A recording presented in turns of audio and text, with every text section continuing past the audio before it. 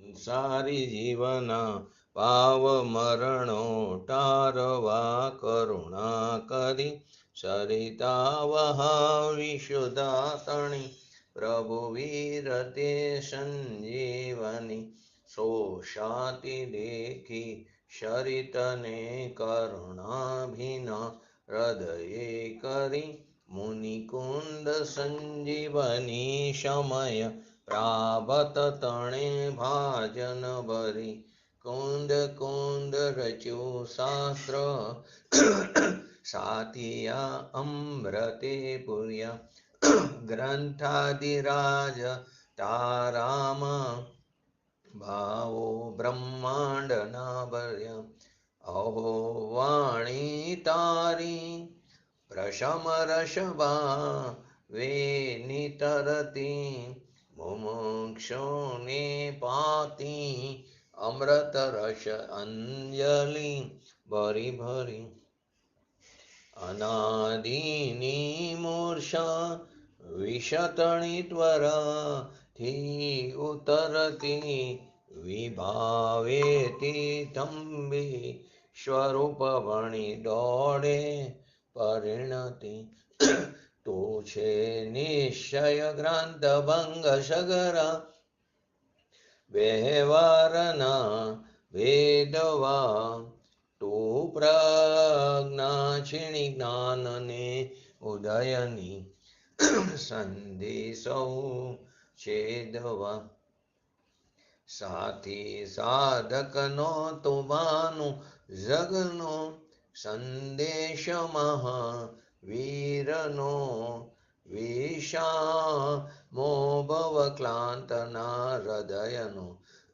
તું પંથમો તીતણો શૂન્યેતને રસને બાંધ શિથિલ થાય જાણે તને હૃદય જ્ઞાની તણા જણાય તું રૂચતા જગતની રુચિહાર સે સૌ તું રીઝતા શકલ જ્ઞાયક દેવ રીઝે બનાવો પાત્ર કુંદનના રત્નોના અક્ષરો લખી તથાપિ કુંદ સૂત્રોના અંકાએ મૂલ્યના કદી તથાપિ કાનવાણીના અંકાએ મૂલ્યના કદી નમો રિંગટાણંગ નમો સિદ્ધાણંગ નમો હૈરણંગ નમો વજણમ નમો લોહિસ્તવ સવણમ ચતારી મંગલમ અરિહંતામંગલમ સિદ્ધામંગલમ શાહુમંગલમ કેવલીપંતો ધર્મમંગલમ ચતારી લોગટમાં અરિહંતા લોગટમાં સિદ્ધા લોગટમાં શાહુ લોગટમાં કેવલીપંતો ધમલગોટમાં ચતારી શરણ ભોજામી અરિહંતે શરણ ભોજામી સિદ્ધે શરણ ભોજામી સાહુ શરણ ભોજામી કેવલીપંતો ધમો શરણ ભોજામી ઓમ નમો અરિહંતાણમ.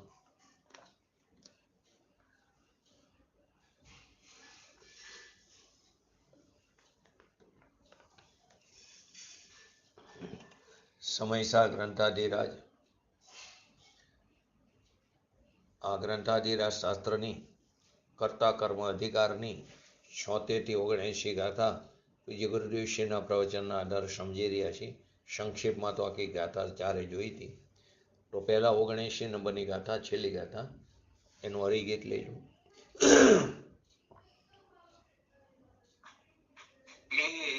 પૂદગલ દ્રવ્ય તે પણ નિજ ભાવે પરિણમે પરદ્રવ્ય પર્યાયે ન પ્રણમે નવગ્રહે નવ ઉપજે. આમાં આપણે છેલ્લે પરમ આગળના સ્વાધ્યાયમાં, ગયા સ્વાધ્યાયમાં તો સ્વપ પ્રકાશનની વાત કરી હતી. તો આની અંદર ઉદ્ગલ દ્રવ્ય એ પણ પોતાના નિજ ભાવે પરિણમે છે. એ પોતે પરદ્રવ્ય પર્યાયપણે નથી પરિણમતું, તેને ગ્રહતું નથી અને તે રૂપે ઉપજતું નથી. તે રૂપે પરિણમતું નથી, તેને ગ્રહતું નથી અને તે રૂપે ઉપજતું નથી. જો જળની અપેક્ષાએ એટલે કે પૂદગલની અપેક્ષાએ આત્માના વિકારી પરિણામ પર પરિણામ છે, પરદ્રવ્યના પરિણામ છે. આત્માના શુદ્ધ શ્રદ્ધા જ્ઞાનની એ એના જે પરિણામ છે એ પરિણામની અપેક્ષાએ રાગ દ્વેષ આદિ હરખ શોક આદિના પરિણામ પદ્રવ્યના પરિણામ હતા. એને આત્મા ગ્રહતો નથી, તે રૂપે પરિણમતો નથી, તે રૂપે ઉપજતો નથી આદિ મધ્ય અંતમાં. હવે અહીંયા આત્મામાં આત્માના જે વિતરાગી શ્રદ્ધા જ્ઞાન ચારિત્ર આદિના પરિણામ થયા, ધર્મના પરિણામ, વિતરાગી પરિણામ એ પૂતગલની અપેક્ષાએ, રાગની અપેક્ષાએ, હરખ શોકની અપેક્ષાએ એને પરદ્રવ્ય પરિણામ કીધા. કોને? વિતરાગી પરિણામને. કોની અપેક્ષાએ? પૂતગલની અપેક્ષાએ, પૂતગલના પરિણામની અપેક્ષાએ. પૂતગલની અપેક્ષાએ એને રાગની અપેક્ષાએ, હરખ શોકની અપેક્ષાએ. એટલે વ્યવહાર રત્નત્રયના પરિણામની અપેક્ષાએ નિશ્ચય રત્નત્રયના પરિણામને અહીંયા આ ગાથામાં પરદ્રવ્યના પરિણામ કહેવામાં આવ્યા. ક્યાં પડખે ઉભો છે આપણે? કે વ્યવહાર રત્નત્રયના. એ પડખેથી જુઓ તો નિશ્ચય રત્નત્રયના પરિણામ કેવા છે? એ પરદ્રવ્યના પરિણામ છે.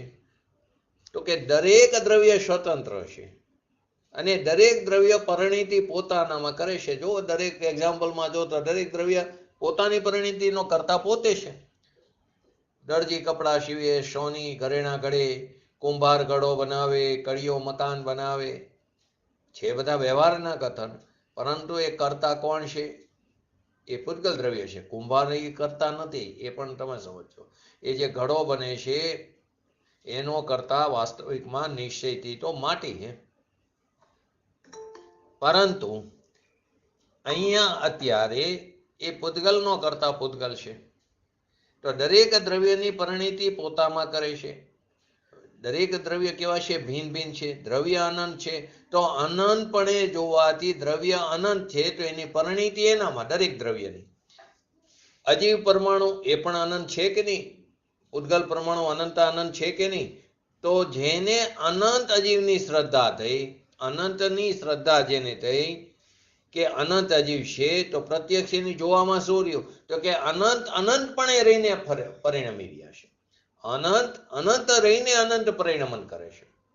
તો એ પૃથક દેખાય. એ દરેક પોતાથી પરિણમન કરે છે અને પોતાથી એ પરિણમે છે. પોતાથી પરિણમન કરે ને પોતાથી પરિણમે છે. હવે કુંભારનો એક્ઝામ્પલ લો તો એ ઘડો બન્યો તો એનો હાથની જે પર્યાય છે એ પર્યાય એનું જે પરિણમન છે એનો કરતા, એટલે કે એમાં કોની વચ્ચે કરતા કર્મ સંબંધ છે? એ હાથ જે છે એ પૂતગલ પરમાણુનો બનેલો ખરેખર તો સ્કંદ છે, પણ આખો એને પૂતગલ કહીએ તો એ હાથ છે એનું જે પરિણમન થાય છે એના આદિ મધ્ય અંતમાં એ વ્યાપે છે. એનો કરતા એ હાથ છે, નહીં કે કુંભારની ઈચ્છા, નહીં કે ઘડાની પર્યાય. તો એ હાથની પર્યાયથી પરિણમે છે અને જે ઘડાને ટીપે તો એ ઘડો ઘડાથી પરિણમે છે. ઘડો ઘડાની પર્યાયથી પરિણમે છે. જો એમ ન થાય તો અનંતપણું કેવી રીતે રહે? તો જ્ઞાનમાં તો અનંત જીવ, અનંત અજીવ, અનંત એમ આવ્યું. તો પ્રત્યક્ષ જ્ઞાનમાં કઈ રીતે આવ્યું? કે જેમ અનંત પૃથક પૃથક છે તો એનું કાર્ય પણ કેવું છે? પૃથક પૃથક છે. પૃથક પૃથક કાર્ય કરે છે તો અજીવ અનંત ખ્યાલમાં આવે છે. નહીં તો એકબીજાનું કાર્ય કરે તો અનંતપણું ક્યાંથી રહેશે? તો અહીંયા માટી પોતાની ઘડાની પર્યાય રૂપ માટી અંતરવ્યાપક થઈને એ જ સમયે ઘડો બને. જે સમયે ઘડો બનવાની લાયકાત છે તત સમયની વર્તમાન પર્યાયની યોગ્યતા એ જ સમયે ઘડો બને છે. એની જન્મક્ષણ છે. એ જ સમયનું એ પ્રાપ્ય છે. ઘડો થવાની એની પર્યાય છે. એ કાર એની પર્યાય છે. જો આમાં પણ તકલીફ પડે કે અંદર તો ઘણી યોગ્યતા, અનેક યોગ્યતા છે. જેવું નિમિત્ત મળે એવું કાર્ય થાય. નિમિત્તને કરતા બનાવી દે છે. તો નિમિત્ત કરતા નથી. જ્યાં જ્યાં કાર્ય થાય ત્યાં નિમિત્તની હાજરી હોય છે. અનુકૂળ વસ્તુને જ નિમિત્ત કહેવામાં આવ્યું છે. તો લોકો કે સોનગઢ વાળાએ નિમિત્તને ઉડાડી દીધું. નિમિત્તને નથી ઉડાડ્યું. નિમિત્તાધીન દ્રષ્ટિને નો નિષેધ કર્યો છે. નિમિત્ત તો છે એ પણ ખરેખર જોવો તો ઉપાદાનની અપેક્ષા એ નિમિત્ત છે. નિમિત્તના પડખેથી જોવો તો એ પણ એક ઉપાદાન છે.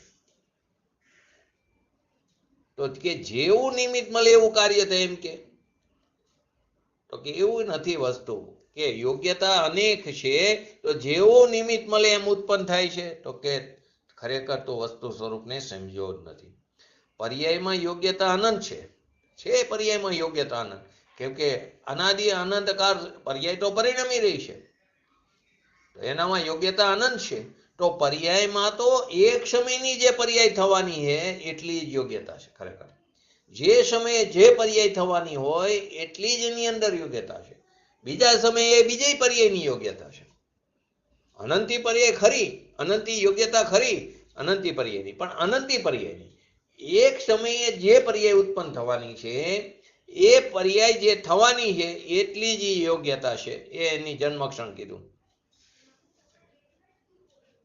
માટે જે રીતે જે કાર્ય, જે રીતે જે ક્ષેત્રે, જે કાર્ય, જે નિમિત્તે જેમ થવાનું એમ થયા વગર રહેતું નથી, જે આપણે ક્રમબદ્ધ પર્યાયમાં આ વાત આવે છે. પૂતગલને ક્યાં ખબર પડે છે? જડને થોડી ખબર પડે છે. કોઈ પણ વસ્તુનું રચના થતી હોય, ધારો કે મંદિર બનાવવું છે, તો જડને થોડી ખબર હોય કે અહીં મંદિર બનવું, ઈંટને થોડી ખબર કે આવી રીતે મારે ગોઠવાવું. હવે ખબર પડે એટલું જો દ્રવ્યને માનો તો એક જીવ દ્રવ્યને, એક આત્માને જ માનવો પડશે. બાકીના 5 દ્રવ્ય છે જ નહીં એમ એનો નિષેધ થશે. ખબર ન પડે એવી ચીજ પણ પરિણમન કરી રહી છે ને, એનું પણ ઉત્પાદ વ્યય ધ્રુવ યુક્તમ સત છે કે નહીં? તો કે છે ને. તો ખબર ન પડે એવી ચીજ પણ પરિણમન કરે છે, એ પણ બદલાય છે, રૂપાંતર થાય છે. એના ઉત્પાદ વ્યય અને ધ્રુવ સ્વભાવ છે કે નહીં? તો કે છે ને. ચૈતન્યમાં એકલું ઉત્પાદ વ્યય ધ્રુવ સ્વરૂપ છે કે નહીં? 6 દ્રવ્યમાં છે. ખરેખર તો જ્યાં કાર્ય થાય ત્યારે 6 દ્રવ્યની હાજરી હોય છે. કોઈ પણ કાર્ય થાય ત્યારે 6 દ્રવ્યની હાજરી હોય છે. તમે જો મોક્ષશાસ્ત્રની અંદર ટોપીનું એક્ઝામ્પલ આપ્યું છે. મોક્ષશાસ્ત્ર તત્વસૂત્રની અંદર આપણે આ પહેલા પણ ચર્ચામાં 2 વાર આવી ગયું. ટોપીનું એક્ઝામ્પલ આપ્યું છે. 6 દ્રવ્યની હાજરી હોય છે. તો કે એની અંદર થાય છે પરિણમન પૂતગલ દ્રવ્યનું, બાકીના બધા દ્રવ્યનું થાય છે. ઉત્પાદ વ્યય થાય છે. જ્ઞાન વિના કેમ થાય? પણ ઉત્પન્ન થાય એવો જડનો સ્વભાવ છે કે નહીં? ઉત્પાદ વ્યય ધ્રુવ યુક્તમ સત એકલો આત્મા જ થોડો છે. દરેક દ્રવ્યમાં ઉત્પાદ વ્યય દ્રવ્યમ યુક્તમ સત, સત દ્રવ્યમ લક્ષણમ, ગુણ પર્યાય વત્ત દ્રવ્યમ છે ને. બધા સૂત્રો છે તત્વસૂત્રની અંદર. ગુણ પર્યાય રૂપ પરિણમે છે ને, તો કે પરિણમે છે એવો જડનો સ્વભાવ છે કે નહીં? તો કે છે ને. જાણવાનો સ્વભાવ એ જ દ્રવ્યમાં જગતમાં છે કે નહીં? બાકીના 5 દ્રવ્યો પણ છે. જાણતો નથી એવો પણ ઉત્પાદ વ્યય ધ્રુવવાળો પદાર્થ જગતની અંદર અસ્તિત્વમાં છે. અને એ જ પદાર્થ પોતાના સમયમાં નવી પર્યાય ઉત્પન્ન કરે છે. એમાં એ જ દ્રવ્ય પ્રાપ્ત કરે છે. એ એનું પ્રાપ્ય, એનું વિકાર્ય, એનું નિવર્ત્ય છે.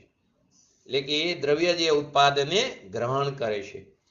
તેમ જીવના પરિણામને જેવી રીતે માટી ઘડાના રૂપને ગ્રહે છે, તે રૂપે પરિણમે છે, તે રૂપે ઉપજે છે, તેમ જીવના પરિણામને એટલે કે આત્માના વિતરાગી પરિણામને, ધર્મની દશાના પરિણામને એટલે કે પોતાના પરિણામને, તેવી જ રીતે કર્મના રાગ દ્વેષ આદિ, પુણ્ય આદિ, દેહાદિ આદિની અવસ્થા આદિ પરિણામને અને પોતાના પરિણામ એટલે એ પૂતગલના પરિણામ કીધું. એટલે કે એના અને પોતાના પરિણામના ફળને હરખ શોખે અનુકૂળ પ્રતિકૂળ સંયોગ આદિ છે એને નહીં જાણતું. કોણ? પૂતગલ. આગળ પહેલા જીવની વાત કરી, સાથે પૂતગલ, બંનેની સાથે.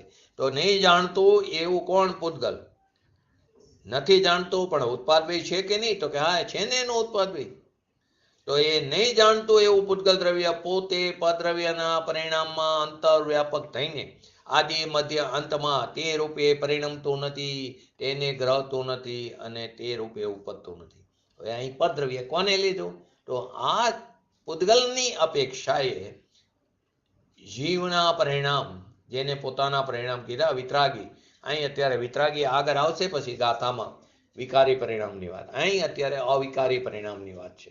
તો કે પદ્રવ્યના પરિણામમાં અંતરવ્યાપક થઈને પૂતગલ વ્યાપતું નથી. તો અહીં પદ્રવ્યની અંદર વિતરાગી પરિણામ લીધા. કોણ? તો કે નહીં જાણતું એવું પૂતગલ દ્રવ્ય. એ જાણવાને ને નહીં જાણવાને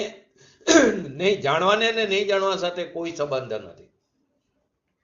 જ્ઞાનાવણીય, દર્શનાવણીય, મોહનીય આદિ, શરીર, વાણી આદિ બધા પૂતગલ દ્રવ્ય પોતે પદ્રવ્યના પરિણામમાં અંતરવ્યાપક થઈને આદિ મધ્ય અંતમાં એટલે કે પદ્રવ્યની અંદર વિતરાગી પરિણામ, રાગ, દયા, દાન, વ્રત, તપ આદિના પરિણામે પૂતગલના પરિણામ, ઓલા વિતરાગી પરિણામે જીવના પરિણામ. પૂતગલના પરિણામને પૂતગલ જાણતું નથી, એના ફળને પણ પૂતગલ જાણતું નથી, અને વિતરાગી દશા જે તે આત્માની, જે આત્માના પરિણામ, એને પણ પૂતગલ જાણતું નથી. એટલે નહીં જાણતું એવું પૂતગલ દ્રવ્ય પોતે પદ્રવ્યના પરિણામમાં તે રૂપે ગ્રહતું નથી, ઉપજતું નથી, પરિણમતું નથી. આત્માની અપેક્ષાએ રાગ, દ્વેષ, હરખ, શોક, અનુકૂળ, પ્રતિકૂળ, સંયોગ આદિ પર વસ્તુને પદ્રવ્ય કીધું.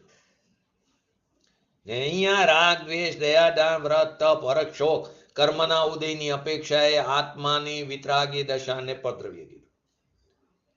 બે અલગ અલગ 76 થી 78 માં આ વાત આવી, 79 માં પૂતગલની વાત છે. તો આપણને તો એમ લાગે કર્મનો ઉદય આવે અને ખરી જાય તો અહીંયા આત્મામાં જ્ઞાન થાય. આવે છે ને, કર્મનો ઉદય છે, ખરી ગયો. કર્મની જે અવસ્થા છે ને, ઔપશમિક, ક્ષયોક્ષમ, ક્ષાયિક, તો ઉદય આવ્યો, ખરી ગયો, ઔપશમિક થયું તો ઔપશમિક સમ્યક્ત્વ થયું, ક્ષયોક્ષમિક કર્મનો ક્ષયોક્ષમ થયો તો ક્ષયોક્ષમિક થયું, કર્મનો ક્ષય થયો તો ક્ષાયિક થયું. એમ નથી. અહીંયા કે છે પૂતગલનો ક્ષયોક્ષમ થાય એ કરતા ત્યારે અહીં સમ્યક જ્ઞાનના પરિણામ થાય એમ છે નહીં. મૌન્ય કર્મનો ઉદય પરિણમન મંદ થઈ ગયું ને અહીંયા શ્રદ્ધાનું પરિણમન થયું એમ નથી.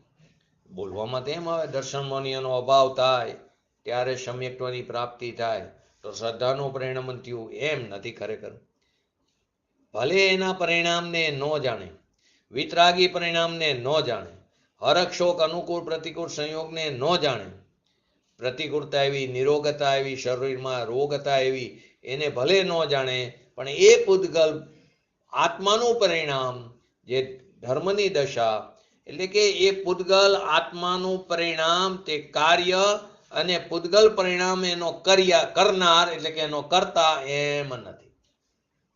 એટલે કે કર્મ કરતા અને આત્મામાં જે જ્ઞાનની દશા પ્રકટ થઈ એ એનું કાર્ય એમ નથી. કર્મનો ઉદય થયો ને ખરી ગયો તો ઉપશમ થયો તો ઔપશમિક, ક્ષયોક્ષમ થયો તો ક્ષયોક્ષમિક, ક્ષય થયો તો ક્ષાયિક એમ નથી. જ્યાં જ્યાં કથન આવે છે એ નિમિત્તનું જ્ઞાન કરાવવાના કથન આવે છે. ખરેખર એ સમયે કર્મની જે અવસ્થામાં પરિણમન થાય છે એની આદિ મધ્ય અંતમાં પોતે સ્વયં અંતર્વ્યાપક થઈને વ્યાપે તે રૂપે પરિણમે, તે રૂપે ગ્રહ, તેને ગ્રહ અને તે રૂપે ઉપજે છે, નહીં કે આત્મા. એ કર્મ પોતાની યોગ્યતાથી એનું પરિણમન થઈ રહ્યું છે. અને જ્યારે આપણે બોલીએ છીએ ને કેવળ જ્ઞાન, ઘાતી કર્મનો ક્ષય થયો ને કેવળ જ્ઞાન પ્રગટ થયું, તે નિમિત્તનું કથન છે. ઘાતી કર્મનો ક્ષય થયો માટે કેવળ જ્ઞાન થયું એમ ત્રણકારમાં નથી, અને કેવળ જ્ઞાન થયું માટે ઘાતી કર્મનો ક્ષય થયો એમ પણ નથી. કેવળ જ્ઞાન એ પોતાના જ્ઞાન ગુણની પર્યાય છે, એનું પરિણમન એનામાં છે, એના સ્વચતુષ્યમાં, અને એનો કરતા જીવ છે, નહીં કે કર્મ. કેમ કે એની અપેક્ષા કર્મને પદ્રવ્ય કહેવામાં આવ્યું અને કર્મની અપેક્ષા આને પદ્રવ્ય કહેવામાં આવ્યું. તો કે તે સમયે ઘાતી કર્મનો ક્ષય થાય. ખરેખર ક્ષય થાય એમ કેવું એ પણ વ્યવહારનું કથન છે. કેમ કે એ પણ એક પૂતગલ દ્રવ્ય, એનો પણ નાશ ન થાય, ક્ષય કેવી રીતે થાય? તો એક પૂજ્ય ગુરુદેવશ્રીની ઘણા પ્રવચનોમાં આવે કર્મ અકર્મ રૂપે પરિણમી જાય, એની દશા બદલાય છે એની પોતાની યોગ્યતાથી. આત્મામાં પ્રદેશોનું જ્યારે કંપન થાય છે ત્યારે તે સમયે પૂતગલ રૂપી કર્મના પરમાણુ એની પોતાની યોગ્યતાથી આત્માના પ્રદેશ સાથે જોડાય, નહીં ક્યાંય કંપન થયું માટે થાય. સત્રમાં તો એમ જ કથન આવે નિમિત્તનું. જો યોગ છે ત્યાં સુધી છે, અયોગ થાય એટલે કંપન બંધ થાય તો નવા કર્મો આવતા નથી. કષાય અને યોગના નિમિત્તથી તો કે જ્યાં સુધી યોગ છે ત્યાં સુધી કષાયના નિમિત્તે કર્મને 4 પ્રકારનું પડે છે ને. ક્યાં ક્યાં પડે? બંધ, સ્થિતિ બંધ, પ્રકૃતિ બંધ, બોલો,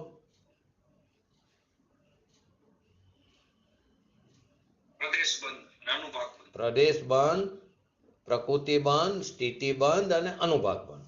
પ્રદેશબંધ અને પ્રકૃતિબંધ યોગના નિમિત્તે અને અનુભાગબંધ અને સ્થિતિબંધ તે કષાયના નિમિત્તે. તો કષાય તો 10મા ગુણસ્થાને સૂક્ષ્મ લોભ છેલ્લો જાય તો સ્થિતિબંધ અને અનુભાગબંધ પડતો નથી. રિયા પ્રદેશ અને પ્રકૃતિબંધ એ 13મા ગુણસ્થાન યોગ છે ને હજી, પછી યોગ પણ નથી.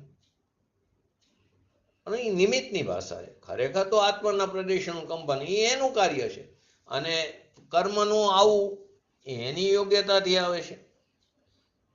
માટે કહે છે કે પૂતગલનો ક્ષયોક્ષમ થયો એ કરતા અને અહીં સમ્યક જ્ઞાનના પરિણામ થયા એમ છે નહીં. મૌન્ય કર્મનો ઉદય પરિણામ મંદ થયું ને અહીં શ્રદ્ધાનું પરિણામ થયું એમ નથી. જ્ઞાનાવણીઓનો ક્ષય એ પર્યાય પૂતગલની કરતા અને કેવળ જ્ઞાન પર્યાય કાર્ય એમ નથી. ઘાતી કર્મનો ક્ષય થયો એ પર્યાય પૂતગલની એ કરતા અને કેવળ જ્ઞાનની પર્યાય કાર્ય એમ નથી. તત્વ સૂત્રમાં આવે કે જ્ઞાનાવણીય દર્શનાવણીય અંતરાય ક્ષયાત, એ નિમિત્તનું કથન છે. એ ક્ષય થયો માટે કેવળ જ્ઞાન થયું એમ નથી. આપણે બોલે મિથ્યાત્વનો વ્યય થયો અને સમ્યક્ત્વની પ્રાપ્તિ થઈ. મિથ્યાત્વ અને દર્શન મૌન્ય, એટલે કે મિથ્યાત્વ અને દર્શન મૌન્ય કર્મનો અભાવ, એટલે કે દર્શન મૌન્યનો અભાવ થયો, અને એટલે કે અનંતાબંધીનો અભાવ થયો માટે અહીં સમ્યક્ત્વ થયું. નિમિત્તના કથન છે. ખરેખર તો સ્વભાવના આશ્રય થયું છે. અહીંયા કેવળ જ્ઞાન થાય તો કર્મ પોતાની અપેક્ષાએ થઈ જાય છે. એ સમયે થાય છે એક જ સમયે. જ્યારે કેવળ જ્ઞાન થયું ત્યારે ઘાતી કર્મનો ક્ષય થાય, એવું નથી બીજો સમય થાય છે એ જ સમયે. તો કે મોક્ષયા તેમની ક્ષય થયો તો અહીંયા સમ્યક દર્શન ચારિત્ર થયું. જ્ઞાનાવણીય ક્ષય હોય તો કેવળ જ્ઞાન થાય એમ અહીંયા કહેતા નથી.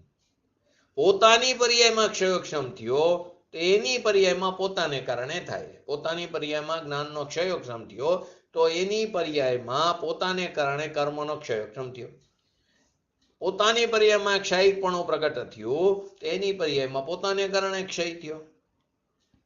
આખી વસ્તુ જ જુદી. તો કે જ્ઞાનના ક્ષયોક્ષમની પર્યાય પોતાથી થાય છે, જ્ઞાનાવણીયથી બિલકુલ નહીં. જ્ઞાનાવણીયનો ક્ષયોક્ષમ હોય તો જ્ઞાનનું પરિણામ થાય એવું તો તું માનતો હોય તો તારી વિપરીત માન્યતા છે. ખબર નથી તને. પૂતગલના પરિણામની ક્ષયોક્ષમનો ઉદય હોય તો એના પરિણામનું કાર્ય છે. એ કાર્યથી કોઈ આત્માનું કાર્ય થાય એમ 3 કારમાં છે નહીં. તો કે અહીંયા 79 ગાથા કરતા કર્મ અધિકારની જીવ જાણતો સ્વને, પરને અને ફરને. જીવ સ્વને પણ જાણે, પરને પણ જાણે, એના ફરને પણ જાણે, એટલે કે પરના રાગદ્વેષ પરિણામને, એના રક્ષોકાના ભાવ વગેરે કર્મના ફરને અને પોતાના પરિણામને એને જાણે. એટલું કાર્ય કરે છતાં પૂતગલ સાથે એને કરતા કર્મ સંબંધ નથી. 76 થી 78. હવે પૂતગલ જે છે જડ, એ તો કંઈ જાણતું નથી. જીવના પરિણામને નથી જાણતું, પોતાના પરિણામને નથી જાણતું, પોતાના ફરના પરિણામને, પોતાના ફરને પણ જાણતું નથી. એવા પૂતગલને આત્મા સાથે કરતા કર્મ સંબંધ છે કે નહીં? તો કે નથી. એના માટે આ 79 ગાથા છે. એટલે કે પૂતગલ કરતા અને આત્માના વિતરાગી પરિણામ કાર્ય એમ નથી. એટલે કે પૂતગલમાં રાગ કરતા અને આત્માના વિતરાગી શ્રદ્ધા જ્ઞાન ચારિત્ર આદિના પરિણામ એમ નથી. જેમ માટી ઘડામાં પોતે ઘડામાં અંતર્વ્યાપક થઈને એના આદિ મધ્ય અંતમાં, જો અહીં મધ્યનો અર્થ એવું નહીં કે મધ્ય એટલે ઘડાની વચ્ચે, એમ નથી. અહીં કારની અપેક્ષા છે. આદિ એટલે કે શરૂઆતનો સમય, પછી વચલો સમય, પછી છેલ્લો સમય. સમય તો એક જ છે. ઘડાની શરૂઆતમાં પણ માટી, કેમ કે પર્યાય તો હર સમય નવી નવી થાય છે. તો જે સમયે જે પર્યાય ઉત્પન્ન થઈ એના આદિ મધ્ય અંત, એટલે એક ઈ પર્યાયમાં માટી જ છે અંતર્વ્યાપક. બીજા સમય બીજી પર્યાય છે એના આદિ મધ્ય અંત. એવું નથી કે અત્યારે પહેલા સમયની પર્યાય એની એમાં છે, દરેકમાં માટી, પણ પર્યાય નવી નવી છે ને. તો ઘડાની શરૂઆતમાં પણ માટી, ઘડાના મધ્યમાં પણ માટી. એટલે મધ્ય એટલે કે કારની વાત બતાવી છે. ઘડો છે એની શરૂઆતમાં માટી, મધ્યમાં એમ નહીં. ઘડો થવાના કારની માટી, ઘડો થવાના કારમાં માટી આદ્યમાં, મધ્યમાં, અંતમાં માટી જ છે. ભલે પર્યાય જુદી જુદી હોય, પણ એના થવાના કાર શરૂઆતમાં પણ માટી એ, પછી જે પર્યાય નવી ઉત્પન્ન થાય મધ્યની, તો એમાં પણ માટી અને અંતમાં પણ માટી છે. એક સમયની વાત છે ખાસ. આદિ, મધ્ય, અંત એ જ માટી છે. ઘડાના કાર્યમાં આદિ, મધ્ય, અંતમાં એ પોતે જ માટી છે. એમાં કોઈ બીજી ચીજ છે નહીં. એમાં કુંભાર નથી, એમાં એરણ નથી, ચાક નથી, નથી જીવની કોઈ પણ પર્યાય. તો જીવના પરિણામ એટલે કે આત્માના સમ્યક દર્શન, જ્ઞાન, ચારિત્ર આદિ જે વિતરાગી પરિણામ છે, આત્માના વિતરાગી જે પરિણામ છે, જે આત્માના આશ્રય ઉત્પન્ન થયા, એ ભાવરૂપ પરિણામને એટલે કે પોતાના પરિણામને, પૂતગલ પોતાના પરિણામને નહીં જાણતું, પોતાના કર્મના ફળને નહીં જાણતું, એવું પૂતગલ એ આત્માના પરિણામને પણ જાણતું નથી. કર્મનો પરિણામ જે ઉદય આવે તેના પરિણામને, પોતાના પરિણામને પૂતગલ, આત્માના પરિણામને નહીં જાણતું એવું પૂતગલ દ્રવ્ય પોતે પદ્રવ્યના પરિણામમાં અંતવ્યાપક થઈને સ્વયં આદિ, મધ્ય, અંતમાં તે રૂપે ગ્રહતું નથી, તે રૂપે પરિણમતું નથી, તે રૂપે ઉપજતું નથી. જેમ ઘડાના પરિણામમાં માટી આદિ, મધ્ય, અંતમાં છે, તેમ પૂતગલ જે જડ છે, કર્મ છે, એ નથી જાણતા કે આત્માના વિતરાગી પરિણામને. અહીં વિતરાગી પરિણામમાં ધર્મની દશાના પરિણામ લીધા, સમ્યક દર્શન, સમ્યક જ્ઞાન, સમ્યક ચારિત્ર આદિના. જેની આદિ, મધ્ય, અંતમાં આત્મા છે, કર્મ નથી એમાં. એ આત્માના આશ્રય ઉત્પન્ન થયા છે, આત્માના સેવનથી થયા છે, આત્માના આરાધન કરવાથી, તેના અવલંબન કરવાથી એ વિતરાગી પરિણામ ઉત્પન્ન થયા, જેને આપણે જીવના પરિણામ કીધા, પોતાના પરિણામ કીધા. એ જીવના પરિણામના આદિ, મધ્ય, અંતમાં આત્મા છે. એ જીવના પરિણામમાં પૂતગલ નથી. આદિ, મધ્ય, અંતમાં એનો આત્મા ભલે હો, પણ એવા પરિણામને નહીં જાણતું પૂતગલ પોતે પદ્રવ્યના પરિણામમાં વ્યાપતું નથી. પદ્રવ્યના પરિણામ ક્યાં? તો કે આ વિતરાગી પરિણામની વાત કરી. કર્મના પરિણામ અને કર્મના પરિણામની અપેક્ષાએ આત્માના વિતરાગી પરિણામને પદ્રવ્યના પરિણામ કહેવામાં આવ્યા. જ્ઞાનાવણીય કર્મ એ પોતાના સ્વકારે એના ક્ષયોક્ષમ કારના પ્રાપ્ય પર્યાયને તે પ્રાપ્ત થાય છે. જ્ઞાનાવર્ણીય કર્મ પોતાના સ્વકારે એના ક્ષયોક્ષમ કારનો પ્રાપ્ય એ પર્યાયને પ્રાપ્ત એટલે કે કાર્યને પ્રાપ્ત કરે છે. એના વિકારપણે પર્યાયપણે પરિણમતું અને ઉપજતું એટલે નિવડતું એવું જ પૂતગલ એમાં વ્યાપે સ્વયં અંતવ્યાપક થઈને એ આત્માના સમ્યક દર્શન, સમ્યક જ્ઞાનના કારમાં એટલે કે સમ્યક જ્ઞાન જે દશા છે સસંવેદન જ્ઞાનની, એના આદિ, મધ્ય, અંતમાં કર્મ નથી. એના આદિ, મધ્ય, અંતમાં આત્મા છે. એટલે કે એના આદિ, મધ્ય, અંતમાં કર્મના ક્ષયોક્ષમનું જે પર્યાય રૂપ પરિણામન એ નથી. એ પર્યાય રૂપ પરિણામન એ કર્મ માન્યું. તો એ કર્મનું જે પરિણામન થયું ક્ષયોક્ષમ આદિ ક્ષયોક્ષમનું, એ કરતા નહીં. સમ્યક જ્ઞાન રૂપી પરિણામ કાર્ય એમ નથી. બોલવામાં આવે, ભાષા પણ આવે તો કે મોહનો ક્ષય થયો માટે આત્મામાં કેવળ જ્ઞાનના પરિણામ થયા, એમ નથી. એ ક્ષય થયો તે કરનાર અને કેવળ જ્ઞાન તે કાર્ય એમ નથી. આ ગાથામાં ના પાડે છે, બીજી જગ્યાએ હા પણ પડે. તો કે ત્યાં જ્ઞાનાવણીયના નિમિત્તથી કથન છે, ત્યાં તેનું જ્ઞાન કરાવવાની અપેક્ષા છે. અહીંયા ક્ષયોક્ષમ પોતાનો થયો જ્ઞાનનો, ત્યારે ત્યાં આગળ પણ કર્મના રજકણોમાં એ જાતની ક્ષયોક્ષમની અવસ્થાના પરિણામનો એનો કાર છે. અહીં ક્ષયોક્ષમિક સમ્યક્ત્વ થયું તો કર્મના રજકણોના એ જાતની ક્ષયોક્ષમની, એ સમયે એ કર્મના રજકણોની જે જાતની ક્ષયોક્ષમની યોગ્યતા છે એ એના પરિણામનો કાર છે, એ એને કારણે થયું છે. અહીં ક્ષયોક્ષમ થયું માટે ત્યાં કર્મના એટલે કે જળના રજકણોનું ક્ષયોક્ષમ અવસ્થા થઈ, એમ નથી.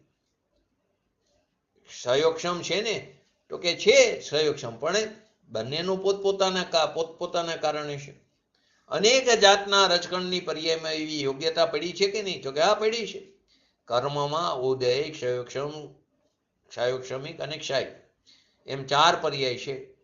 કર્મમાં કર્મની અવસ્થા, કર્મના પરિણામ, કર્મની દશા, જે કોઈ તો કે કર્મના ક્ષયોક્ષમ વિના જ્ઞાનનો ક્ષયોક્ષમ થાય નહીં. આ મોટો ઝઘડો ચાલી રહ્યો હતો પૂજ્ય ગુરુદેવશ્રીના સમયમાં. કર્મને રાજા બનાવી દીધો હતો કે કર્મનો ક્ષયોક્ષમ વગર ન થાય આત્મામાં ક્ષયોક્ષમ. તો કે આત્માના અંતર સહસંવેદન જ્ઞાનમાં આત્માના આશ્રય વિના એ ન થાય. નહીં કે કર્મનો ક્ષયોક્ષમ વગર ન થાય. આત્માનો આશ્રય કર્યો તો અહીં વિતરાગી દશા પ્રકટ થઈ, તો તે સમયે ત્યાં કર્મમાં પણ એ જ પ્રકારની યોગ્યતા હતી અકર્મ રૂપે પરિણમવાની. તો પરદ્રવ્યના પરિણામ જે આત્માના કોની અપેક્ષાએ? પૂતગલના પરિણામની અપેક્ષાએ. એ કર્મના પરિણામે અહીં કાંઈ કાર્ય થયું એમ નથી. પદ્રવ્યના પરિણામ જે આત્માના એટલે કે વિતરાગી પરિણામ એ કર્મના પરિણામને કારણે અહીંયા આત્મામાં વિતરાગી પરિણામ ઉત્પન્ન થયા એમ છે નહીં. આ ઝઘડો ચાલી રહ્યો. ખરેખર તો અજ્ઞાનમાં ઝઘડો છે, વસ્તુમાં થોડો ઝઘડો છે. વસ્તુ તો વસ્તુ પણ છે. તો કે સ્વતંત્ર સ્વસમયના પરિણામ, સ્વસમય એટલે આત્મા લો તો એના જે સમ્યક દર્શન, સમ્યક જ્ઞાન, સમ્યક ચારિત્ર આદિના જે પરિણામ, એની આદિ મધ્ય અંતમાં આત્મા છે. સ્વના લક્ષ્ય થયેલું સમ્યક દર્શન, સ્વના લક્ષ્ય થયેલું સમ્યક જ્ઞાન, સ્વના લક્ષ્ય આશ્રય થયેલું સમ્યક ચારિત્ર. એ વખતે કર્મમાં ભલે એને કારણે ક્ષયોક્ષમ આદિ વર્તો પોતાને કારણે એટલે કર્મને કારણે ક્ષાયિક આદિ હોય, ઔક્ષમિક આદિ હોય, તો એના પ્રાપ્ય કર્મને એક કર્મ પહોંચી વળે છે, નહીં કે આત્મા. એનું પ્રાપ્ય રૂપી વ્યાપ્ય લક્ષણ એટલે પ્રાપ્ય વિકાર્ય અને નિવર્ત્ય એવું જે વ્યાપ્ય લક્ષણ વાળું એ પૂતગલ પોતે સ્વયં અંતવ્યાપક થઈને આદિ મધ્ય અંતમાં વ્યાપે છે. એને એ પહોંચી વળે છે. એને કારણે એ પહોંચતા આત્માના વિતરાગી પરિણામને પહોંચી વળે છે એમ નથી. આત્માના વિતરાગી પરિણામને આત્મા પહોંચી વળે છે. પૂતગલના પરિણામને પૂતગલ પહોંચી વળે છે. તો જીવના પરિણામને, પોતાના પરિણામને, કર્મને ક્યાં ભાન છે કે આ જીવના પરિણામ શું? એને ક્યાં ખબર છે કે આ ઉદય છે? એ તો અજીવ છે. જડને ક્યાં ખબર છે કે આ મારો ઉદય કહેવાય, આને ક્ષયોક્ષમ કહેવાય, આને ક્ષાયિક કહેવાય, આને ઔક્ષમિક કહેવાય? જડને થોડી ખબર છે. આ જગતમાં આવું તત્વ છે કે નહીં? એને ખબર છે કે આ જ્ઞાનવાળું તત્વ છે. એને ક્યાં એવી ખબર કે આ જ્ઞાનવાળું તત્વ છે? એ તો જડ છે. છતાં જડ પોતાના સમયમાં તે પ્રકારની પર્યાયને, જે પ્રકારની યોગ્યતા છે તે પ્રકારની પર્યાયને તે પ્રાપ્ય, વિકાર્ય, નિવર્ત્ય લક્ષણવાળું વ્યાપ્ય નામ કાર્ય તેને પહોંચી વળે. કાર્ય એને કરે છે. કાંઈ જ્ઞાન હોય તે જ કરે એવું કાંઈ નથી. જ્ઞાનવાળું એક જ એવું દ્રવ્ય છે. જાણતું હોય એક જ દ્રવ્ય છે જગતમાં. નહીં જાણતા એવા 5 દ્રવ્ય છે. તેનું પરિણામ થાય છે ને? તો કે થાય છે ને ઉત્પાદ વય દ્રવ્ય ઉત્તમ સત. જ્ઞાન હોય તે જ કરે એવું નથી. તો એક જ દ્રવ્ય સિદ્ધ થાય. જળ દ્રવ્ય સિદ્ધ જ ન થાય, દ્રવ્યનો નાશ થાય, 6 દ્રવ્યનો નાશ થાય, વિશ્વનો નાશ થાય, લોકનો નાશ થાય, એવું તો સંભવ નથી. તો જળમાં ઉત્પાદ વ્યય સિદ્ધ જ નહીં થાય. તો પછી સૂત્ર પણ ખોટા થાય. તો કે ઉત્પાદ વ્યય સમયે પરમાણુ પૂતગલ પોતાની પર્યાયને ઉત્પાદનને તે પહોંચી વળે છે. પૂર્વની અવસ્થાઓ બદલીને વિકાર્ય થયું, નવું ઉભ્યું, નવીન ઉત્પન્ન થયું. ઉભ્યું છે ઉત્પાદ રૂપે, નિવર્ત્યું પૂતગલ પોતે ઉપજે. એને આત્માના પરિણામ સાથે કોઈ સંબંધ છે કરતા કર્મનો? તો કે ના. નિમિત્તિક સંબંધ આખો ભીન છે અને કરતા કર્મ સંબંધ ભીન છે. અહીંયા ક્ષયોક્ષમ થાય અને ત્યાં ક્ષયોક્ષમ થાય, અહીંયા ક્ષયોક્ષમ થાય અને ત્યાં કર્મની દશામાં ક્ષયોક્ષમ થાય. એ નિમિત્તિકપણું છે. પણ ત્યાં ક્ષયોક્ષમ છે કર્મમાં, તો અહીંયા જ્ઞાનની પર્યાયમાં ક્ષયોક્ષમ થયો એમ નથી. બે બાજુ લો. અહીંયા ક્ષયોક્ષમ થયો તો અહીં જ્ઞાનની પર્યાયમાં ક્ષયોક્ષમ થાય, અહીં જ્ઞાનની પર્યાયમાં ક્ષયોક્ષમ થાય, તો ત્યાં ક્ષયોક્ષમ થાય એમ નથી. તો જ્યાં પોતાના સ્વભાવની દ્રષ્ટિ કરતા જે પરિણામ થાય તેમાં કાંઈ કર્મનો અંશે પણ અધિકાર ખરો કે નહીં? તો કે ના, એકે અંશે નહીં. જીવ અજીવ અધિકાર છે ને પર્યાય કર્મમાં, શરીર અવસ્થામાં, પર્યાયમાં એટલે કે પૂતગલની પર્યાય લો, શરીરની અવસ્થા છે, એમાં જીવનું નિમિત્તપણું થાય. પણ નિમિત્તપણું છે માટે અંશને નહીં ભેરવતા. બંને દરેક દ્રવ્ય ભિન્ન ભિન્ન છે. આ જીવ છે માટે આ શરીરની પર્યાય થઈ એમ નથી. આત્મા છે માટે શરીર ચાલે છે એમ નથી. એ સમયે આ પૂતગલ પરમાણુની પોતાની ક્રિયાવર્તી શક્તિને કારણે એના પરમાણુનું ક્ષેત્રથી ક્ષેત્રાંતર થવાની એ વખતની તત્સમયની વર્તમાન પર્યાયની યોગ્યતા હતી. એ કારણે થાય છે. અને તેમાં પણ ધર્માસ્થી કઈ નિમિત્ત રૂપે છે. તો કે એમાં અંશ કોઈ ભેરવતા નહીં. એમ કર્મનો અંશ પણ નહીં ભેરવાનો. કર્મનો અંશ અહીંયા છે તો રાગ થયો એમ પણ નથી, અને રાગ ત્યાં થયો માટે અહીં સ્વભાવનું કાર્ય થયું એમ પણ નથી. ત્રણ વસ્તુ લીધી. કર્મનું ઉદય થયો માટે અહીંયા રાગ થયો, એટલે કે પૂતગલ કર્મનો દ્રવ્ય કર્મનું ઉત્પન્ન થયું અને ભાવ કર્મ થયું, અને ભાવ કર્મ થયું માટે આત્મામાં કાર્ય થયું. એ કે નહીં. એ પૂતગલ કર્મ જે છે એટલે કે દ્રવ્ય કર્મ, એ દ્રવ્ય કર્મનો ઉદય પોતાની યોગ્યતા એની સ્થિતિ પૂરી થઈ તે ઉદયમાં આવ્યો. ત્યારે અહીંયા રાગ દ્વેષ આદિ જીવની પોતાની ભૂલને કારણે થઈ, તે તરફના લક્ષને કારણે. અને તે સમયે આત્મામાં કોઈ કાર્ય એના સ્વભાવની કોઈ કાર્ય થાય એમ નથી. સમય એક જ છે. સમય એક છતાં બધાના કાર્ય ભિન્ન ભિન્ન છે. કોઈથી કોઈનું કાર્ય થાય નહીં. જેમ સમ્યક દર્શન સ્વના આશ્રયથી થયું, સમ્યક જ્ઞાન પણ સ્વના આશ્રયથી થયું, એ કાંઈ નાનાવણિયાના ક્ષયક્ષમથી થયું એમ છે નહીં. એવી રીતે સમ્યક ચારિત્ર લો, વિતરાગી શાંતિ લો, એ પણ સ્વના આશ્રય. સ્વના પરિણામની આદિમાં આત્મા પોતે હતો માટે થયું છે. એ કઈ ચારિત્ર મોહનો ક્ષયક્ષમ થયો માટે અહીંયા ચારિત્રના પરિણામ થયા એમ નથી. એ ક્ષયક્ષમ કંઈ કાર્ય કરે તો અહીંયા કાર્ય થયું એમ નથી. કેવળ જ્ઞાન એક સમયમાં પોતાને જ કારણે જાણે છે. સામી અવસ્થા જે છે લોકાલોકની ષષ્ઠ દ્રવ્યની, એ પોતાને કારણે ત્યાં પર્યાય થઈ છે. ખરેખર તો લોકાલોકને કેવળ જ્ઞાન અડતું નથી કે લોકાલોક કેવળ જ્ઞાનને અડતું નથી. તો કેવળ જ્ઞાનને કારણે ત્યાં થઈ છે લોકાલોક એમ પણ નથી, અને તેને કારણે કેવળ જ્ઞાન થયું એમ પણ નથી. કેવળ જ્ઞાનમાં તો જે રીતે ત્રણ કાર ત્રણ લોક, એવા તો અનંત લોકો એને કેવળ જ્ઞાન ગોરીને પી જાય. તો કેવળ જ્ઞાનમાં તો તે જ રીતે ત્રણ કાર ત્રણ લોક એક સમયમાં વ્યવસ્થિત સ્થિતિ પ્રમાણે, આપણે કહીએ છીએ ને યોગપદ ક્રમ અક્રમ, એને જાણે છે. નિશ્ચય છે. જે સમયનો કાળ એ દ્રવ્યમાં નિશ્ચય છે, અને એ સમયે નિમિત્ત પણ કેવું છે તે નિશ્ચય છે. જો ક્રમબદ્ધ પર્યાયને સમજીને તો આ વસ્તુ ખ્યાલ આવશે. જ્યારે કાર્ય થાય એ કાર્ય તે સમયે તે પર્યાય તેમ જ થવાની હતી, અને જે પર્યાય તે સમયે તેમ જ થવાની, તો સામે તે સમયે તે કાર્ય થાય એનું અનુકૂળ વસ્તુ પણ તે સમયે ત્યાં હાજર હોય એ પણ નિશ્ચિત છે. જ્યારે ઘડાની પર્યાય માટી રૂપે પરિણમવાની લાયકાત છે, ત્યારે સામે કુંભારની હાજરી એની પોતાની યોગ્યતા છે. એ એની ક્રમબદ્ધ પર્યાય છે. તો એક સિદ્ધાંતને સિદ્ધ કરો એટલે બધા સિદ્ધ હતા. એટલે માટે નિમિત્ત એ પણ ફિક્સ જ છે. તમારે ગોતવા નહીં જવું પડે. એટલે એમાં સ્વચ્છંદી પણ બનવાની જરૂર નથી કે નિમિત્તને ગોતવા નહીં જવું પડે. કાર્ય થવાનું છે ત્યારે સાચા દેવગુરુ શાસ્ત્ર મળશે એમ નથી.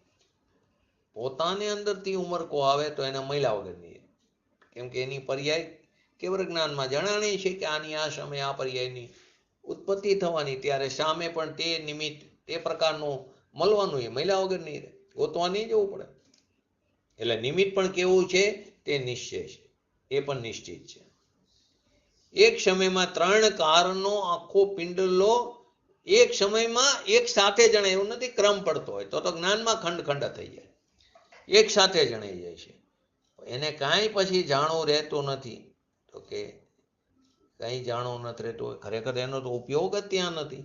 એક સમયમાં ત્રણ લોક એનામાં જણાઈ રહે, ઝરકી રહ્યા છે. તો ખરેખર તો ભગવાને જોયું એ પ્રમાણે કીધું, એ પ્રમાણે શાસ્ત્ર રચાણા, આગમમાં પણ સર્વજ્ઞએ જોયું એ પ્રમાણે રચના આપી, અને આગમ અનુસાર શ્રુતજ્ઞાનીએ શ્રદ્ધા પણ કરી. આત્માના આશ્રયે આગમ અનુસાર કર્યા શ્રદ્ધા. આગમમાં જે પ્રમાણે સર્વજ્ઞએ જોયું એવું વાણીમાં આવ્યું, એમાં આગમ રચાણું. કેવળ જ્ઞાનનો સ્વીકાર કર્યો છે કે એક સમયમાં કેવળ જ્ઞાન તો ત્રિકારને જાણે બરાબર, એ તો બરાબર ત્રિકારને જાણે, એટલા સુધી તો બરાબર. પાછા વાંધા ચાલુ થયા. શું થયું કે શ્રુતજ્ઞાની શ્રદ્ધા રાખે પણ જ્ઞાનમાં કર્તૃત્વ તો પડ્યું છે ને, કંઈક તો કરવું છે ને, કેમ કે અનાદિકાળથી એ જ કરતો હોય, દયા દાન વ્રત ભક્તિ. અત્યાર સુધી કર્યું બધું અમારું નકામું, એના તેથી દયા દાન વ્રત ભક્તિ વિકલ્પ આદિ કરવા છે ને. એટલે એને તો એમ થવાકારે થશે તો વ્રત થશે શ્રદ્ધાથી. તો કે ખરેખર તારી વિપરીતતા છે. એ થવાકારે જે યોગ્ય એ પ્રમાણે જ થશે એવું કેવળ જ્ઞાનીને એક સમયમાં એ સાથે જણાઈ જાય. તારી હોનાર ખરાબ હશે તો તને આ જ પ્રકારના વિકલ્પો આવશે, જે કરે જે થવાનું એ થયા વગર નહીં રહે. તો અત્યારથી એવું પુરુષાર્થ કરવાની જરૂર એમ નથી. આ વસ્તુનો સ્વીકાર કરવામાં જ અનંતો પુરુષાર્થ સમાયેલો છે. સર્વજ્ઞની શ્રદ્ધા હોય તો એ સમ્યક દર્શનમાં આગળ ચાલીને સ્થિર થશે, એટલે કે ચારિત્રપણું પ્રગટ થશે. દેશ ચારિત્ર, સકલ ચારિત્ર, યથાખ્યા ચારિત્ર આદિ. સર્વજ્ઞની શ્રદ્ધા એટલે ખરેખર મોક્ષની શ્રદ્ધા. મોક્ષની શ્રદ્ધા એટલે કે આત્માની પર્યાય જે મોક્ષ એક સમયની, એના કરતા પણ અનંત ગુણોનો પિંડ એવો ભગવાન આત્મા, એનું જ્યાં સર્વજ્ઞ સ્વભાવમાં પિંડની એવા આનંદ કંડ રૂપી પિંડની શ્રદ્ધા થઈ, એ પંથથી ભ્રષ્ટ થઈને એ પુરુષાર્થ ન કરે એમ ત્રણ કાળમાં શક્ય નથી. એ પુરુષાર્થ કર્યા વગર રહેતો નથી. જીવના પરિણામને, પોતાના પરિણામને અને પોતાના પરિણામના ફળને નહીં જાણતો એવું પૂતગલ દ્રવ્ય પોતે પદ્રવ્યના પરિણામમાં આદિ મધ્ય અંતમાં સ્વયં અંતર્વ્યાપક થઈને તે રૂપે પરિણમતું નથી, તેને ગ્રહતું નથી અને તે રૂપે ઉપજતું નથી. તો હવે અહીં પ્રશ્નો થાય કે પરિણામમાં પદ્રવ્યમાં આપણે વિતરાગી પરિણામ લીધા, તો એકલા વિતરાગી લેવા કે બે લેવા? અહીંયા એકલા વિતરાગીની વાત છે. 75 થી ઈ જ સતત ચાલી રહેશે, 80 થી ફરશે. જીવના પરિણામ વિકારી અવિકારી એ 80 ની અંદર વાત આવશે. અહીંયા તો 75 થી જ્ઞાનીનું લક્ષણ બતાવવામાં આવ્યું. જ્ઞાનીનું કર્તવ્ય શું છે, એનું લક્ષણ શું છે?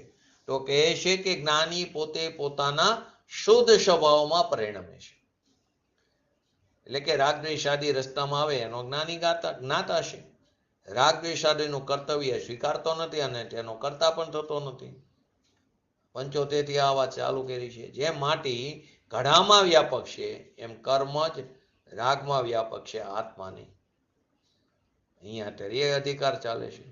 80 થી આખી વસ્તુ જુદી આવશે. ત્યાં તે અપેક્ષા છે તો ત્યાં જીવના પરિણામ કહે છે તો ત્યાં વિકારી પણ કહે છે. અહીંયા અવિકારી ચાલે છે.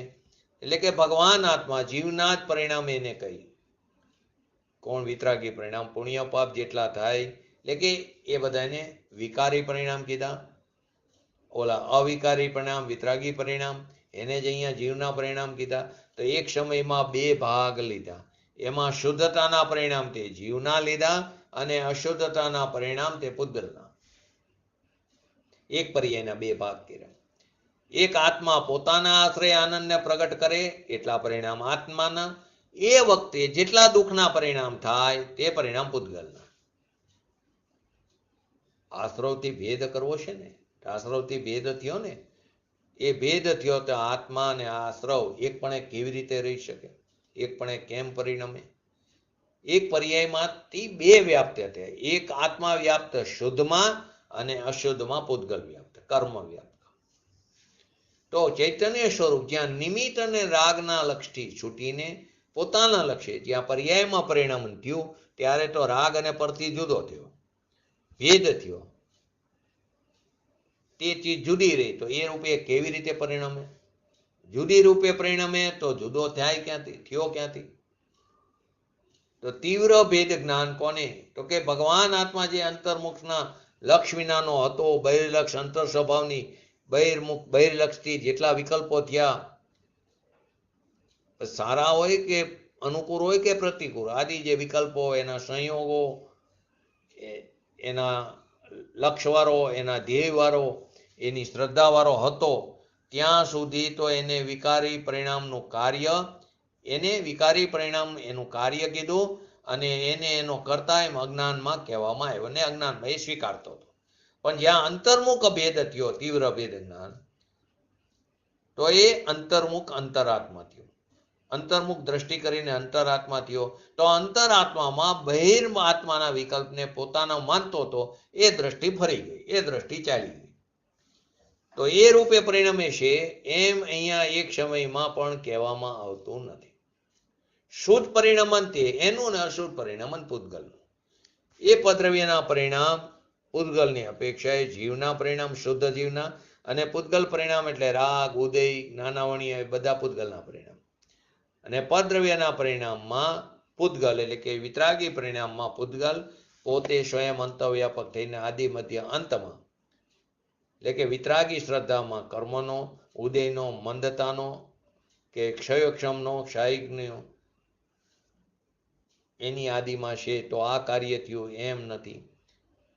એ વિતરાગી પરિણામમાં આદિ મધ્ય અંતમાં સ્વયં અંતવ્યાપક આત્મા છે, અને આ કર્મની ઉદય, એનો ક્ષયોક્ષમ, એનો ઔપશમિક, એના ક્ષાયિક, એની આદિ મધ્ય અંતમાં પૂતગલ સ્વયં અંતવ્યાપક છે. અનંત દ્રવ્યને વર્તમાન પરિણામમાં પરિણમતું દ્રવ્ય પોતે પોતાના ઉત્પાદપણે પરિણમે છે. બધાનો ભલેનો કાર બધાનો એક જ છે, અનંત દ્રવ્ય છે ને, તો અનંત દ્રવ્ય હર સમયે એનું પરિણમન થઈ રહ્યું છે ને, કેમ કે ઉત્પાદ વે દ્રવ્ય વિક્રમ સત, એ આ એક સમયે એક દ્રવ્ય પરિણમે ને બીજા સમયે બીજું દ્રવ્ય પરિણમે, એમ તો છે ને. અનંતા જેટલા છે તે બધા એક સમયે એક કારમાં એક સાથે પરિણમે છે, છતાં કોઈ કોઈના કાર્યના કરતા એમ છે નહીં. જ્ઞાન ગુણનું પણ હર સમયે પરિણમન થાય એટલે દર્શન ગુણનું કાર્ય કરતો નથી. દર્શન ગુણનું પણ હર સમયે પરિણમન થાય એ ચારિત્ર ગુણનું કાર્ય કરતો નથી. નહીતર તો એક સમયમાં અનંત પદાર્થ ઉત્પાદપણે પરિણમે ક્યાં રહ્યું? પોતાના ઉત્પાદપણે પરિણમે ને બીજાના ઉત્પાદપણે પણ પરિણમે. એટલે પોતાનું કાર્ય કરે, પોતાનો વેપાર કરે કે બીજાનો વેપાર કરે. માટે કહે છે કે દ્રવ્યનો જે દ્રવ્ય છે તેનો તે કારે પોતાનો વેપાર હોય છે, પોતામાં થોડો પરમાં હોય, પણ પર પણ દ્રવ્ય છે ને, એ પણ પોતાના વેપારમાં પ્રવર્તમાન છે. ફક્ત એક સમયે થતું અનુકૂળ દેખીને તેને નિમિત્ત કહેવામાં આવે છે, પણ તે કરતા છે નહીં, એને ગ્રહતું નથી. ભગવાન આત્માનો લાભ થયો, એ લાભમાં કર્મની શું અપેક્ષા આવે? અંતરાય કર્મની થોડી અપેક્ષા આવે. 50 ટીકામાં હીણા કર્મ કીધા, કર્મ વિના 4 ભાવ ન હોય. પણ ત્યાં કઈ અપેક્ષાએ કીધું છે? ભાવ તો એક પરિણામિક ભાવ છે, એને નિમિત્તની અપેક્ષા નથી. ને અહીંયા ઉદય, ઉપશમ, ક્ષાયિક આદિ જે થાય, ક્ષયોક્ષમિક આદિ થાય, ત્યાં નિમિત્તની અપેક્ષા છે. ઉદયમાં નિમિત્તના સદભાવની અપેક્ષા છે, બાકીના ત્રણમાં નિમિત્તના અભાવની એટલે કર્મના અભાવની અપેક્ષા છે. એટલી અપેક્ષા છે ત્યાં. એક નિમિત્તિક શબ્દનું જ્ઞાન કરાયું છે. ઔપશમિક હોય તો કર્મનો ઉપશમ થયો, ક્ષયોક્ષમિક હોય તો ક્ષયોક્ષમ થયો, અને ક્ષાયિક હોય તો ક્ષય થયો. ત્યાં નિમિત્તનો અભાવની અપેક્ષા બતાવી છે. એટલે ત્યાં નિમિત્તિક સંબંધનું જ્ઞાન કરાયું, પણ ત્યાં કર્તા કર્મ સંબંધ નથી. ભલે શાસ્ત્રમાં આવે કર્મ વિના 4 ન હોય, એ તો ત્યાં નિમિત્તનું જ્ઞાન કરવાની અપેક્ષાએ વાત બતાવવામાં. પણ નિમિત્ત કરતાના કાર્ય એમ તો છે જ નહીં ક્યાંય. નિમિત્તને થોડો કરતા આવે.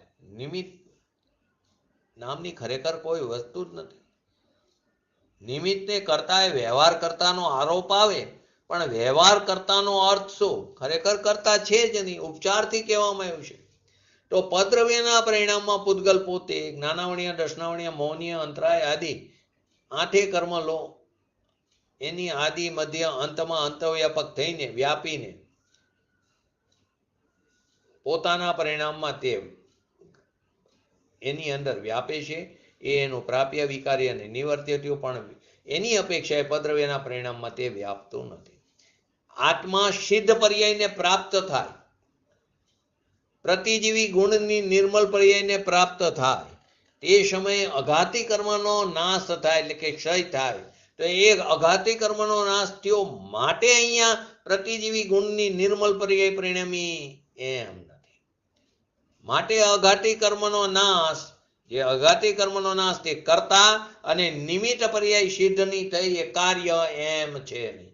હવે મને અહીં 2 વસ્તુ સમજાવો. આપણે આજે એટલું લઈને પૂરું કરી. 2 પ્રકારના ગુણ છે, પ્રતિજીવી અને અનુજીવી. શું શું કહેવાય? અનુજીવી કોને કહેવાય? પ્રતિજીવી. આવા શબ્દો આવશે શાસ્ત્રમાં, જોઈ લે 5 મિનિટની અંદર. સમય 5-6 મિનિટ બાકી. કોને કહેવાય અનુજીવી ગુણ? એ ભાવ સ્વરૂપી. બોલો બોલો. જે જીવને સીધા ઘાત કરે. હા, તો શું? જો સીધી રીતે આપણે ખ્યાલ આવે ને, તો એમ ભાવ સ્વરૂપી જે ગુણો છે એને અનુજીવી ગુણ કીધા. જેમ કે દર્શન, જ્ઞાનરૂપી ચેતના, સમ્યક્ત્વ, ચારિત્ર, સુખ, આ બધામાં અસ્તિત્વથી કથન આવે તે અનુજીવી ગુણ, અને નાસ્તિત્વથી કથન આવે તે પ્રતિજીવી ગુણ. જેમ કે પૂતગલના અનુજીવી ગુણ શું થયા? તો કે સ્પર્શ, રસ, ગંધ, વર્ણ આદિ. તો કે પ્રતિજીવી ગુણ કોને કીધા? તો કે વસ્તુના અભાવ સ્વરૂપ ધર્મને પ્રતિજીવી ગુણ કીધા. જેમ કે નાસ્તિત્વ, અચેતનત્વ, અમૂર્તત્વ, એ વસ્તુનો અભાવ સ્વરૂપ ધર્મ છે, એને પ્રતિજીવી ગુણ કીધા. જીવના અનુજીવી ગુણ કોને કીધા? તો કે ચેતના, દર્શન, ચારિત્ર, સુખ, વીર્ય આદિ જે છે એ બધા જીવના અનુજીવી ગુણ છે. તો કે જીવના પ્રતિજીવી ગુણો ક્યાં ક્યાં છે? બોલો. અહીંયા આપણે સિદ્ધની વાત ચાલી રહી છે, એની અપેક્ષાએ આ લીધું. જીવના પ્રતિજીવી ગુણો ક્યાં છે?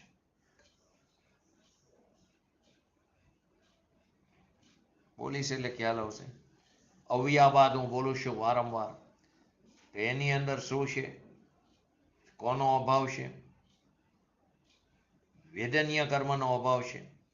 અવગાહનત્વ, એની અંદર આયુ કર્મનો અભાવ છે. અગુરુ લઘુત્વ, એની અંદર ગોત્ર કર્મનો અભાવ છે. સૂક્ષ્મત્વ, એની અંદર નામ કર્મનો અભાવ છે. આવે છે ને વાત, વારંવાર આવે છે. આપણે હવે એની અંદર આપણે એ લઈ અવ્યાબાદ જે બોલ્યું છું વારંવાર, એ અવ્યાબાદ પ્રતિજીવી ગુણ કોને કહે છે? તો કે વેદનીય કર્મના અભાવપૂર્વક જે ગુણના નિમિત્તે શુદ્ધ પર્યાય પ્રગટ થાય છે, વેદનીય કર્મનો અભાવ છે, એના અભાવપૂર્વક જે ગુણના નિમિત્તે શુદ્ધ પર્યાય પ્રગટ થાય છે તેને અવ્યાબાદ પ્રતિજીવી ગુણ કહે છે, એટલે કે સુખ ગુણ કહે છે. આ અવ્યાબાદ સુખ કોને હોય? તો કે સિદ્ધ દશામાં જ થાય છે, કે ત્યાં વેદનીય કર્મનો અભાવ છે, 4 અઘાતીનો.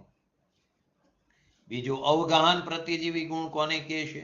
તો કે આયુ કર્મના અભાવથી જે ગુણના નિમિત્તે શુદ્ધ પર્યાય પ્રગટ થાય, ઓલામાં આવ્યું વેદનીય કર્મ, અહીં આયુ કર્મ, તો તે ગુણને શું કહેવામાં આવ્યું? અવગાહન પ્રતિજીવી ગુણ. અનેક ભાવમાં પેલા નવા નવા શરીર રૂપે આત્મપ્રદેશો ફેલાતા હતા અને નવા નવા આકાર થતા હતા. હવે સિદ્ધ દશા થતા આત્માનો સ્વાભાવિક આકાર થઈ ગયો.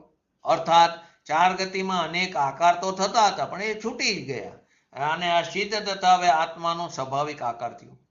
આ આકાર કેવો? સાદી અનંતકાર રહેશે, એ આકાર ક્યારે ફરશે નહીં. અવગાહત્વ પ્રતિજીવી ગુણ કહેવામાં આવ્યું. ત્રીજો અગુરુ લઘુત્વ પ્રતિજીવી ગુણ. તો કે ગોત્ર કર્મના અભાવરૂપ જે ગુણના નિમિત્તે શુદ્ધ પર્યાય પ્રગટ થાય છે તેને અગુરુ લઘુત્વ પ્રતિજીવી ગુણ કહેવામાં આવ્યું. તો પહેલા અનેક ભાવમાં ઉચ્ચ જાતિ નીચ જાતિના અનેક ભેદ પડતા હતા એ હવે દૂર થઈ ગયા સિદ્ધગત દશામાં. એ અગુરુ લઘુત્વ પ્રત્યજીવી ગુણ થયો. ચોથો સૂક્ષ્મત્વ પ્રત્યજીવી ગુણ, તો કે નામ કરવાના અભાવ રૂપે જે ગુણના નિમિત્તે સિદ્ધ પર્યાય થાય છે તેને સૂક્ષ્મત્વ પ્રત્યજીવી ગુણ કીધવામાં આવ્યું. તો સંસારમાં અત્યાર સુધી અનેક ભાવોમાં સ્થૂળ ઔદારિક શરીરનો સંયોગ હતો, ત્યારે કોઈ તેનો હાથ ખેંચે તો ઔદારિક શરીરના એ હાથ સાથે આત્મ પ્રદેશો પણ તે તરફ ખેંચાતા. હવે કર્મનો અભાવ થવાથી સિદ્ધ લોકની અંદર સૂક્ષ્મત્વ પ્રગટ થયું, હવે શરીર જ ન રહ્યું. તો આ ચાર પ્રતિજીવી ગુણથી જ સ્વભાવ ભાવ પ્રગટ થયા. તો પહેલું વેદનીય કર્મના અભાવથી અવ્યાબાદ સુખ પ્રગટ થયું, હવે કોઈ દુઃખ ઉત્પન્ન નહીં થાય, સાતા કે અસાતા નહીં થાય. બીજું આયુ કર્મના અભાવથી અવઘાત્વ, કે હવે નાના મોટા આકાર નહીં થાય. ગોત્ર કર્મના અભાવથી અગુરુ લઘુત્વ, એટલે કે હવે ઊંચ નીચ જાતિ નહીં થાય. ચોથું નામ કર્મ, તો નામ કર્મના અભાવથી સૂક્ષ્મત્વ, હવે આત્મ પ્રદેશો ખેંચાશે નહીં. તો આ ચાર પ્રકારના પ્રતિજીવી ગુણ, અનુજીવી અને પ્રતિજીવી ગુણ, એની વાત આપણે કરી. હવે આવતીકાલના સ્વાધ્યાયમાં યોગ્યતા કોને કહેવાય એની થોડી ચર્ચા કરીને આ ગાથાની પૂર્ણાહુતિ કરી આપણે આગળના શ્લોક ઉપર જશું. તો આપણે પણ આવા ચાર પ્રતિજીવી ગુણ, ચાર કર્મના અભાવપૂર્વક, એટલે કર્મનો અભાવ એની પોતાની યોગ્યતાથી થાય છે, પણ એ અભાવપૂર્વક આપણે પણ શીઘ્ર ને શીઘ્ર સિદ્ધ દશા પ્રાપ્ત કરી ને સાદી આનંદકાર સુધી અવ્યાબાદ સુખનો ભોગવટો કરી એવી પરમ વિરલ ભાવના સાથે આજનું એક તો બોલો જય જીનેન્દ્ર. બોલો જીનવાણી સ્તુતિ.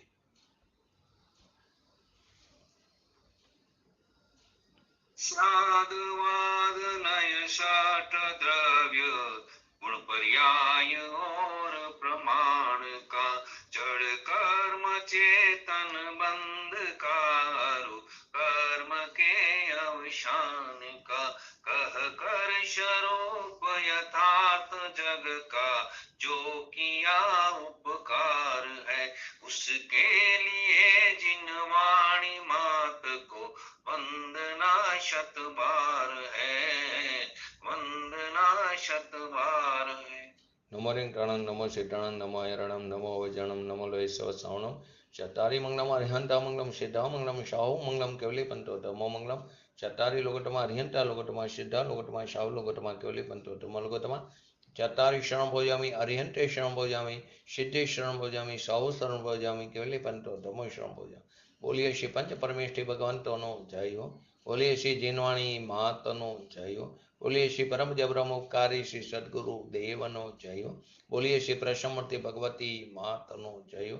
बोलिए श्री सनातन जैन दिगंबर धर्मनो जय हो.